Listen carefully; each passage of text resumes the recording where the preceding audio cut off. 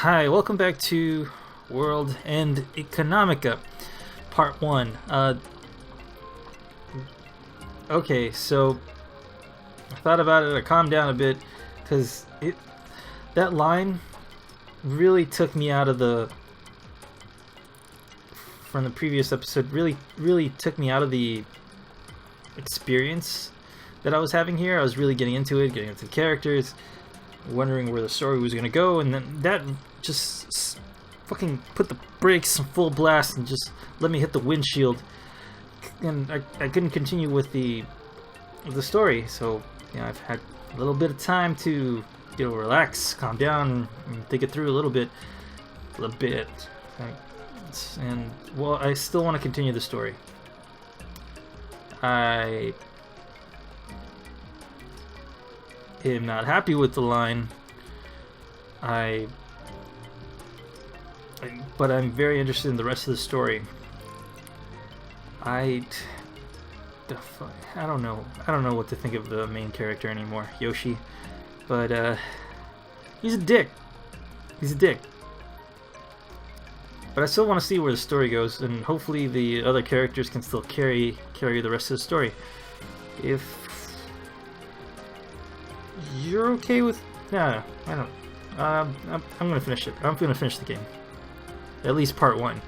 If I am not impressed with the rest, I'll just, put a stop to it immediately. If I'm not having fun with it, I'll just stop it right in the middle. I've done that to other games, but with this, I'm gonna make it public to why I don't like it. I mean, it's just a little part. I mean, it's still horrible that he said that, and that's actually in the game, but God damn it, it's terrible. Not even Honey Pop had that kind of crap.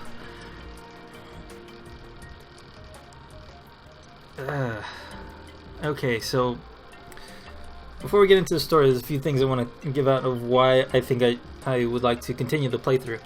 For one, is that up until that point, I was having a good time with the game. It was funny. I was getting into the world they created on the moon. The atmosphere of the game seemed okay. The characters were a little but I was still having fun with it. And this is mystery. I have no idea where the story's going, and I'm actually interested in where it's going, because obviously this guy Yoshi wants to get wealthy and just be a big shot and not be part of the lower class anymore, being treated like dirt and just picking fruits and vegetables off the ground, being a poor farmer, even on the moon. He wants to get out of that rut and become something rich, be like the epitome of what you can be as a human during that time. And it involves him being a trader on the moon stock market, which is really good, really interesting for me. But then he goes on and being a full-on idiot and wanting to take pictures of this girl he just met, and slamming her into, kicking her ass, ripping her clothes off, and then taking pictures and putting it online. I'm like, what? And that's going to be in the back of my head throughout the entire playthrough of this. So, I mean, I don't agree with that, and I wish that wasn't ever in the game, but it is. And I was interested with the... Okay, there we go. I was thumping on the desk with the end of the eraser on my pencil, so vibrating the mic, so making those big thumping sounds. I don't know. I got really anxious and fidgety at that moment. It really sucked me out of the story. So I'm gonna continue soon. I just want to get these thoughts out as to why I enjoyed the game up until then. I enjoyed the world that was created, and I was interested in where the story's gonna go, despite this flaw that took me out of the story. And I'm going to continue, and I want to try and get back into it and just finish this up. There is a part 2 I want to play, but if it has more stupid shit like that, I have no idea if I want to keep going. But that's up to me, and not you. So, but if you want to, feel free and post your thoughts of what you would do, go on ahead. Okay. I'm done. I'm done. Right. Where were we? Okay, fucking... Okay, starting from right after that horrible line. With that in my mind, her arrogant attitude and expression might come in handy. Right as I went to move my back off the wall, I heard a voice. I hear you. Wait 1 minute, the floors get complicated around here. As soon as I heard the voice, I felt the dark urge in my chest disappear. I heard that voice before. It was the voice of the woman from the Chinese restaurant who allowed me to escape. Hurry up, Lisa. The girl spoke curtly into the terminal. I feel like I'm losing brain cells just being around this guy. I was dumbfounded for a moment and then glared at the girl. Huh? The girl glanced at me, then quickly turned away. She acted as if she had heard a stray dog barking outside her window. She was clearly acting in the intolerable way that only women can, making it seem as though no insult or abuse hurled her way could possibly affect her. Well, I was the type to get really angry when something I say is ignored. I was not even enough of an adult to suppress my irritation. I kept glaring at her, not caring how lame I might be looking. Still glaring at her, I pulled my back towards me and made sure that nothing had been taken out. Nothing seemed wrong. Only there seemed to be something like a piece of dried macaroni at the bottom of my bag. It was partially metallic, and a small green rice-sized light was flickering on and off. You got tracked, son! Around the time that I figured out that it was a homing device, much like the one you see on use on a pet dog, I heard footsteps from the other side of the passage. The woman who appeared shortly after was unmistakably the one from the Chinese restaurant. While she was irritating, she also saved me. Whoa.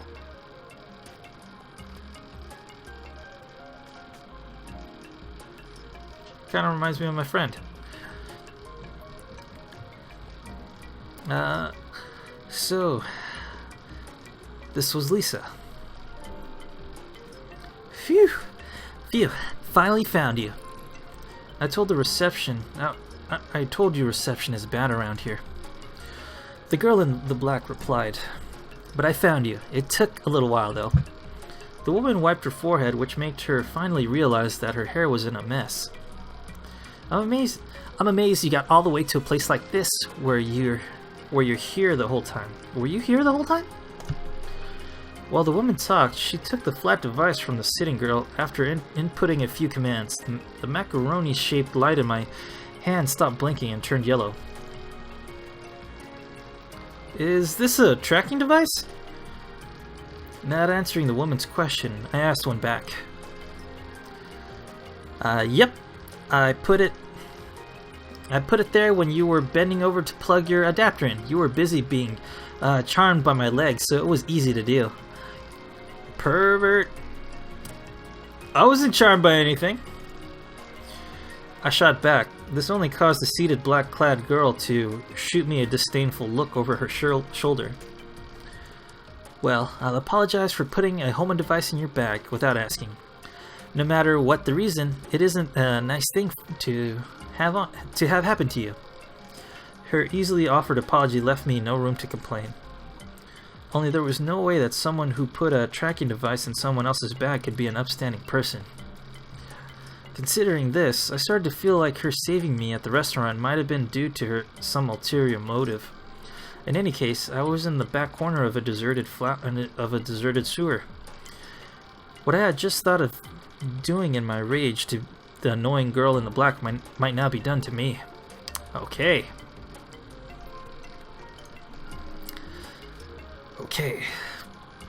You see, geniuses and the rich were gathered in the lunar cities, and most of them could be called extremely talented. However, they often said that the line between brilliance and madness was paper-thin. There was no shortage of stories along the lines of mad scientists performing unspeakable experiments on a nightly basis, or of wealthy perverts committing sickening acts one after another, like you. I looked up at the woman, the shaking reflection from the water dimly reflecting upon her face, and grabbed my bag with one hand. I was careful enough to spread my money across different pockets, so of course I carried at least a small weapon. Whoa. But regardless of gender, the woman over there was taller than me. Gravity was weak on the moon, so if you thought about it as simple action-reaction, there wasn't much difference here between a man and a woman's punches and kicks. Alright.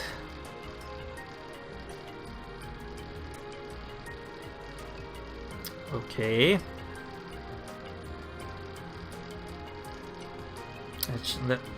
Okay. I have a problem with that line too, but it's kind of...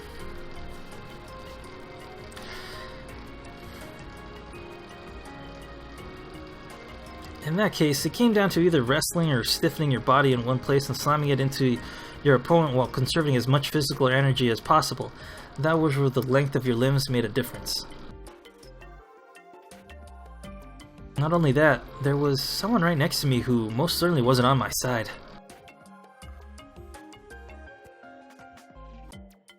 I recalled the atrium I had just looked into with my leg strength. Couldn't I jump over the wall all the way over to the other side? Or if I made sure to land in the water, wouldn't I be okay? While my mind was whirring through the possibilities, I gulped and said the following. Why are you doing this? Was receiving me a trap?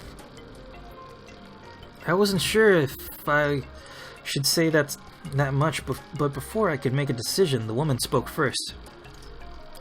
The woman smiled at me as if she was stumped and bent her head to the side. She then continued. For fun? My back stiffened with a shudder. I had the feeling that I was going to be killed. You've got to be kidding me. I still had dreams. I'd just barely gotten to the starting line. I stood up and suddenly put all my strength into my thigh muscles. She spoke right as my body began to fly up.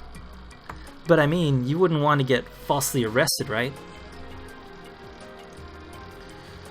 Unable to drain all the strength in my thighs, my body floated as I hopped lightly backwards. With a slow, gentle trajectory, my back tapped against the wall. Wait. Wrongly arrested? That's right, those two officers were chasing after a boy aged 15 to 17, height around 160 centimeters, slender, black hair, black eyes, Asian features, wearing a black backpack. But isn't that him? The girl in the black replied to this description. That's what I thought, too, but after talking to them some more, I realized that it was someone else. I was slightly confused. When did I get asked that? That woman had known for a long time that I was a runaway. I'd been going in and out of that restaurant for a while, and I had met her a number of times. Running away from home was a minor and technically against the law. While it was not something you'd be punished for, it was assumed that public order would be deteriorated by jobless, penniless minors wandering the streets, so they are cracked down on. That's why the woman's words didn't make sense to me. Confused with my back still against the wall, I heard the woman let out a small sigh and continue to talk. Those two officers weren't looking just for some runaway kid. They were after a thief. Thief? That's right. But well, considering his MO and the circumstances, I could see how someone like you could be the suspect. Hearing this, I was reminded of how persistent the woman was when it came to the most random things. And that's why you wouldn't stop asking me whether or not I had lunch? Exactly. The other day, someone stiffed a nearby restaurant on the bill. According to eyewitnesses, the suspect looked just like you, as usual. But, well, I didn't think that someone would order ayu jelly with the carefree, satisfied expression on his face right after gobbling up a crab-fried rice would do something like that, you know? The woman giggled as she said this. Slightly miffed, I glared back at her.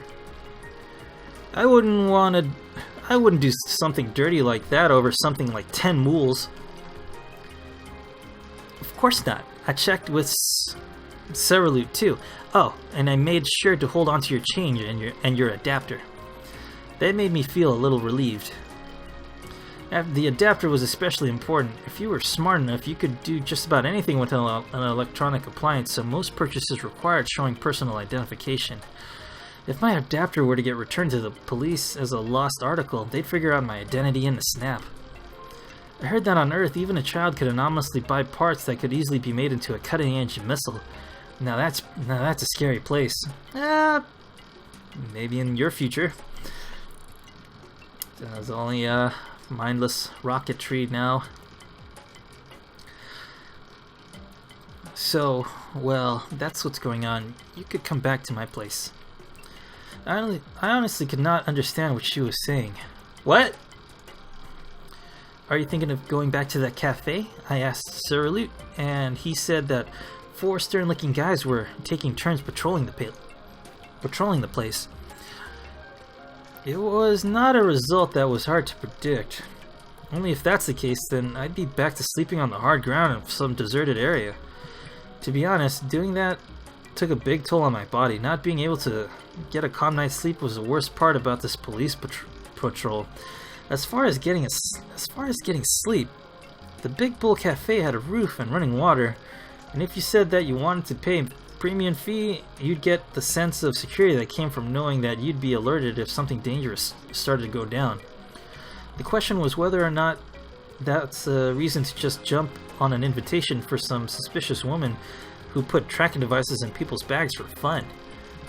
Even in stock trading, a good to be true balance sheet was always used to prime the pump right before a huge crash. I understand why you might be suspicious, but I just told you, right? It's like a hobby for me. The woman told me this as I remained doubtful. Bringing runaways like me into your home was your hobby? She's either a pervert with some bizarre hobbies, or could it be my charm? I doubt it, boy. I think I basically know what you're thinking, but the woman then laughed in amazement. Unfortunately for you, boys younger than me aren't my thing, unless you're holding a giant blood-soaked scissors. What?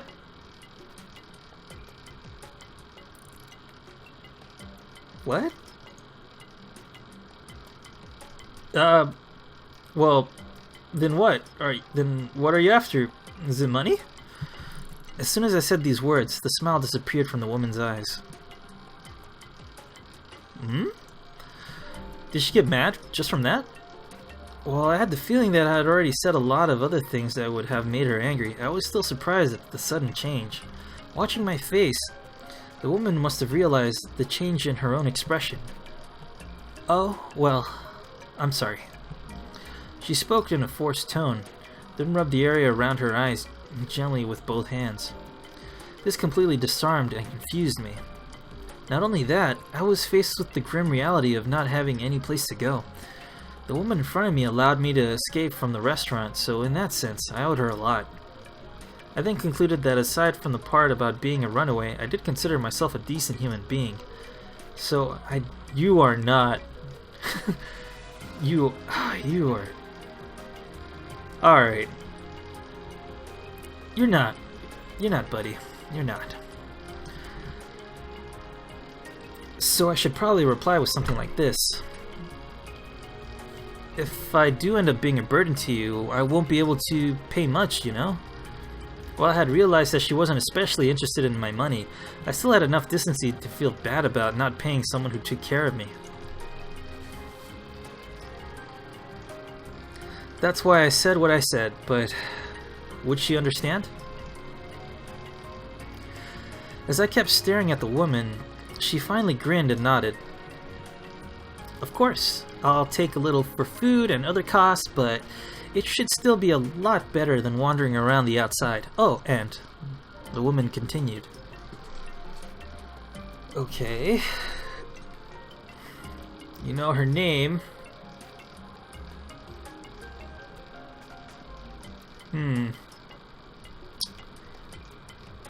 Alright. The woman continued. After all, I took care of Sarah Lou too. Huh? Nothing you should worry about. So, what will you do? There's nothing else I could do. There was only one way I could answer.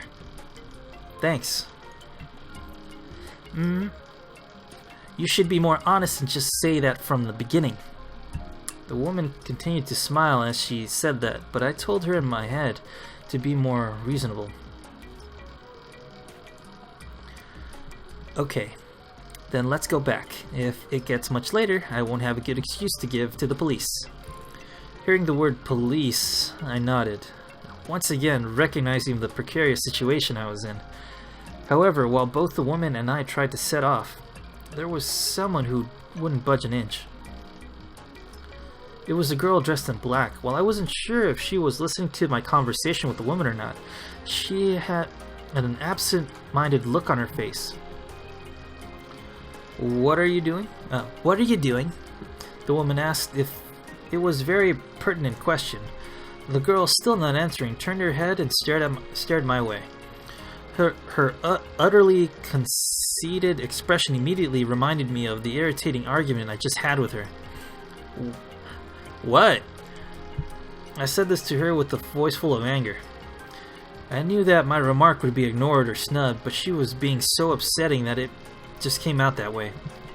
As I expected, the girl then turned away snootily with all the annoying elegance of some sort of princess. That's a hag. Hagana! Alright. Hagana! You're not trying to throw a tantrum like some child, are you? The woman used the name Hagana to refer to the girl. Still snootily turned away, the girl called Hagana gave no reply. With this, I was roughly able to guess what was going on. The woman inviting me to her house most likely meant that I would be living under the same roof as this obnoxious girl named Hagana. Naturally, I was upset that I'd been openly rejected by her. What? But taking a step back, I suppose I could understand how Hagana felt. You just tackled her. I guess that was a victim of circumstance, but I don't want to think about this. This put me at a bit of a loss. Should I get angry or should I respond like an adult? You can do both. Or neither. Only this wasn't the time or place to dawdle. As I was about to say that I didn't mind even sleeping in the garden, she spoke first. I can't stand up. I can't stand up. What? Hagana looked at the woman who replied to her and continued. I can't put any strength into my hips. It's because he tackled me. Hagana looked at me as she said this. The woman looked at me. You tackled her? Really, I vaguely recalled something like this happening in kindergarten or elementary school. Teacher so-and-so tackled someone or another. But I was not one to use violence without a reason. If the girl in the black looked over in response to a sound and saw someone searching through her own bag, wouldn't she have done the same thing? Right as I went to say this, I'm faced with the fact that I tackled the delicate girl and began to realize that I had done something that was hard to make an excuse for. Women are such unfair creatures. Okay.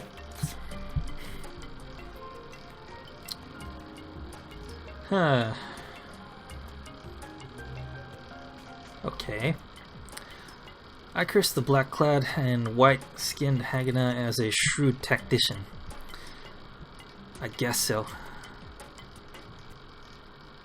Wait, no, but, well, I can imagine the situation. In that case, in a fight, both parties are to blame. The woman said this, then pointed to Hagina. Hagina looked at the tip of the finger as if it was covered in some kind of sweet syrup. If you can't walk, then have him carry you on his back.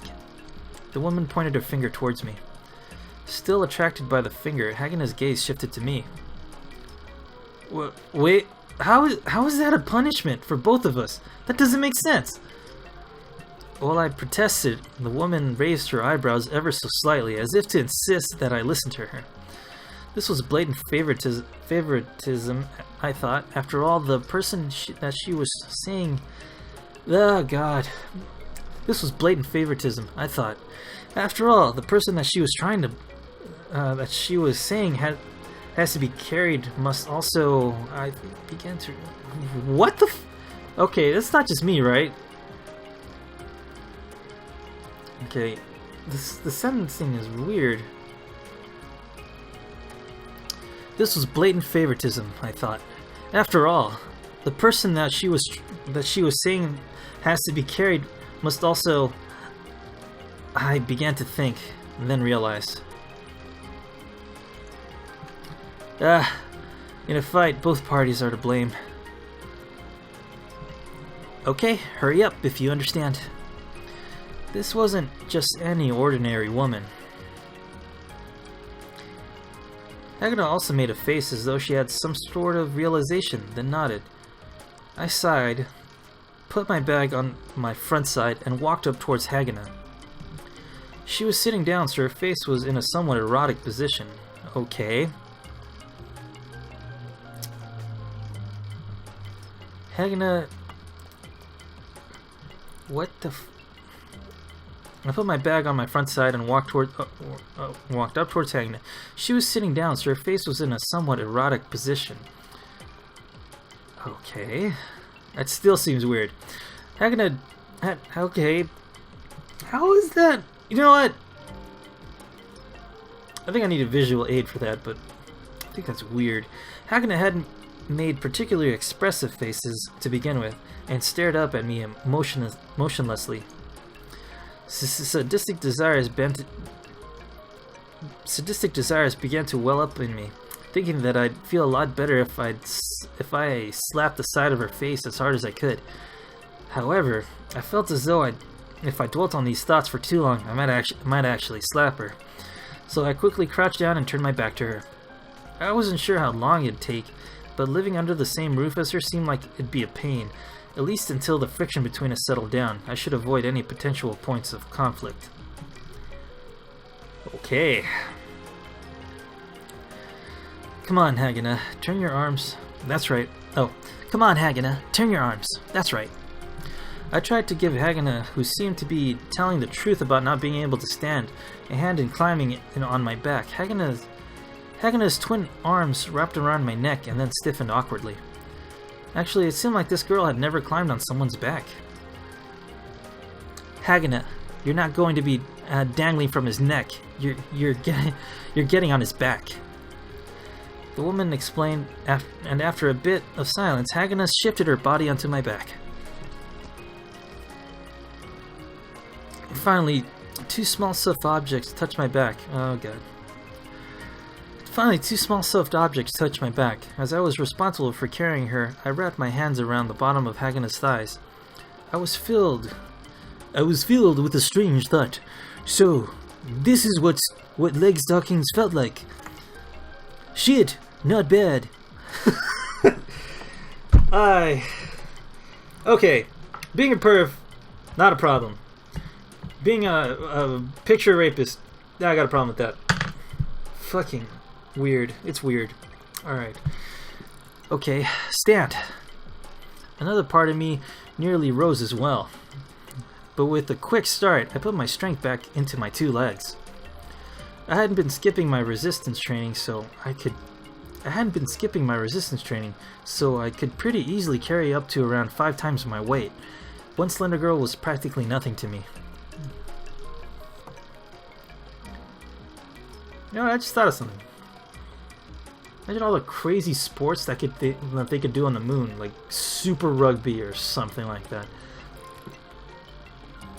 Oh, You're stronger than I thought. I guess the people who don't work out are at a big disadvantage. Like, I guess this girl...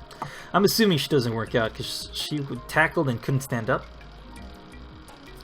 Oh, you're stronger than I thought. The praise didn't feel too bad. Alright, then let's go. The woman began to walk. I tried to follow behind her, but Hagana stopped me. Wait. Hmm? The woman turned back, and we both looked at Hagana's face. Hers was right next to mine. Suddenly I smelled something sweet and fruit-like for the moment. Yeah, it's true. Girls smell really nice. Is it pheromones? I have no idea, but girls always smell way nicer than me. Alright.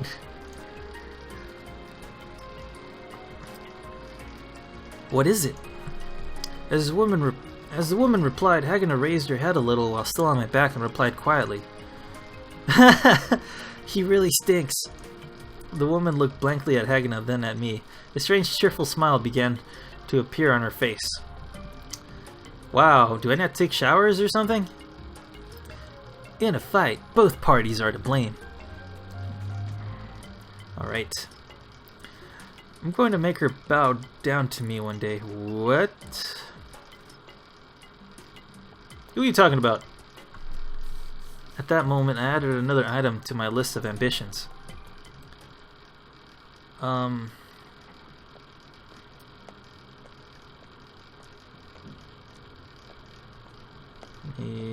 Quick save right now.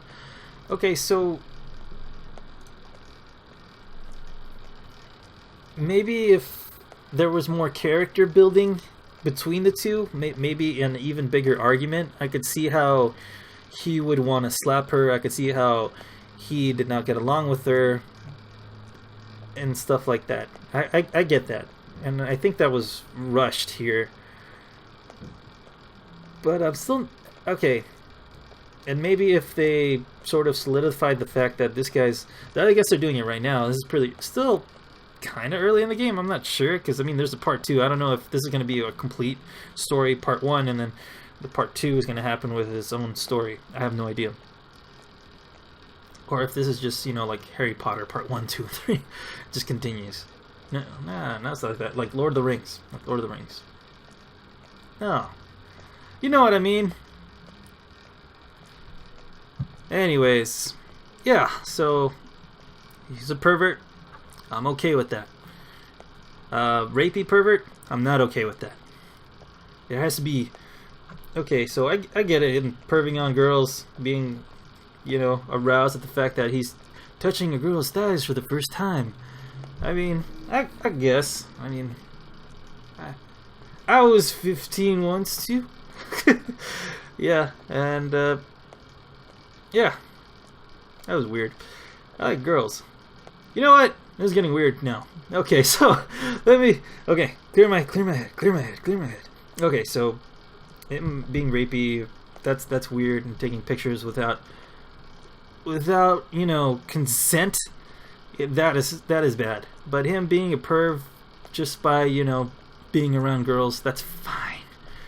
Him wanting to slap people without, you know, clear character development or clear context for that is not okay. But here I am. I just feel like I'm making excuses for this guy now. The fuck? I mean, all right.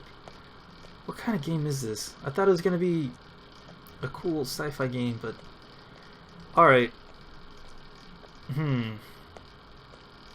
I would like to leave this up to you, the viewer. What do you think? Were you this pervy when you were his age? I don't even, like, he's still supposed to be in high school, and he's not 18, so I'm assuming, like, I forgot if they mentioned it. Was it 16, 17, 15, something like that. So, yeah, this guy's an idiot. Give me your thoughts. What do you think about this guy? Oh, man, I hate this guy. Not only that, but the way the... Okay, so he was...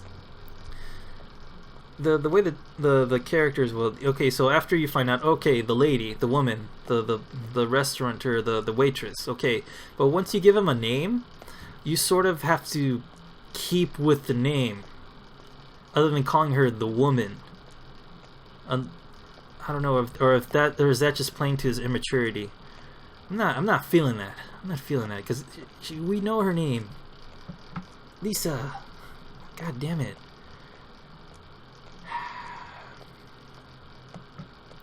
All right, let's continue. Let's go on a little bit further. Okay, let's continue. It seems as though the place I tumbled into after running like mad wasn't a sewer. It was more precisely a reservoir.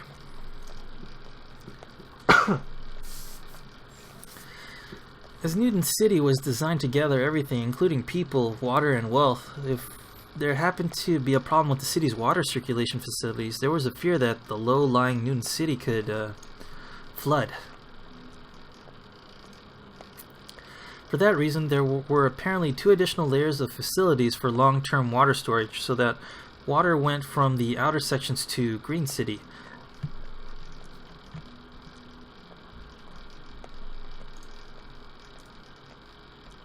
For that reason, there were apparently 2 additional layers of facilities for long-term water storage, so that water went from the outer sections to Green City. Then from Green City to Newton City. Well, I didn't know the first thing about this. I did know that I was in a place with an incredibly fantastic atmosphere. And that was why other towns generally forbid entry into these reservoirs. I mean, nobody should be allowed in there. This is like the city's life's blood. I mean, without this water, everybody here is going to have to evacuate and go back to Earth. And there's probably a lot of people would probably die before that happened. Wow, I hope they have backups. Or they'd have to become refugees and move to the other city while they become evacuated, and that would cause problems. Wow. Okay. That sucks. It's because couples that get It's because couples that get together tend to be drawn towards places like that. I nodded in agreement with this observation. I could see how that would be romantic. Also, this area seemed to be quite a low-income neighborhood, even by the standards of the 6th outer section. It was full of homes on the verge of collapsing, even here on the gravity-weak moon. Even so, the many lights in the town made it easy to recognize that lots of people lived here. For a town in the outer sections, this one was relatively old. Apparently, it used to be more lively in the past. As it was also night, there was almost nothing there related to liveliness. Actually, it looked like a scene out of some children's tale from a long time ago. This place wasn't a reality, but rather ruins from the real world overlapping with the glory of days past. That's how the place looked to me. But every once in a while, someone could go out to the eaves of their home under the imitation stars projected on the dome and amuse themselves by drinking alcohol or by playing a game of chess or Go. It may have been a poor area, but it seemed incredibly safe. They say that it was an old town, which must have meant that its residents had stopped developing the area. Newton City had developed at a rate that threatened to surpass even the most advanced nations on Earth. So some of the people that had been attracted to it worked so hard that you could refresh the list of humanity's richest people and see changes every day. To put it another way, the people who decided not to compete became comparatively poorer by the day. Getting poorer under capitalism meant that you're being forced that much further back in the big race. Not only that, I didn't want to become one of the masses. But if I failed, then I'd end up like those people. Haganah finally stopped calling me smelly. I rearranged her position on my back, and then asked myself a question sternly. Are we still not there yet? No matter how light they may be, people aren't the easiest things to carry on one's back. especially when it's a girl you're carrying. You have to watch where you put your hands.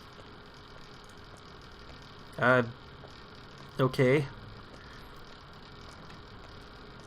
Hearing my question, Lisa looked over her shoulder and nodded lightly as I sighed, thinking that we still had more to go. Lisa's feet suddenly stopped. We're here.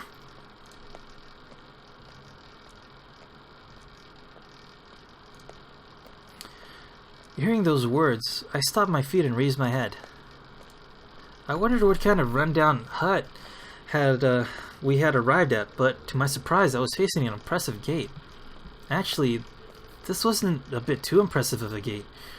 2 meters? 3 meters? Wait, more importantly, wasn't this... As I stood dumbfounded that I forget that Hagenah was on my back, Lisa put a hand on the gate and slowly pushed it open. It didn't even seem to be locked. But considering that what this place was, I could understand standing in front of me was a building that I had only ever heard before. Sheltering people is my hobby. Do you see why now? She opened the doors and I walked in. The next thing I knew, a bearded dude stuck on a cross was right in front of me. Is that a church? Yep. A bearded dude on a cross. Yeah, that's what he is.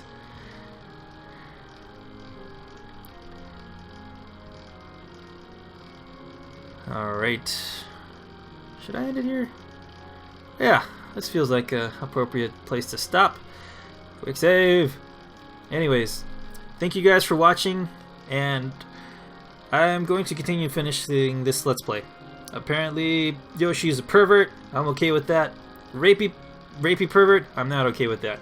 But I'm gonna overlook that. Just to continue the story because the world that's being created here is really interesting to me, and I want to see where it goes.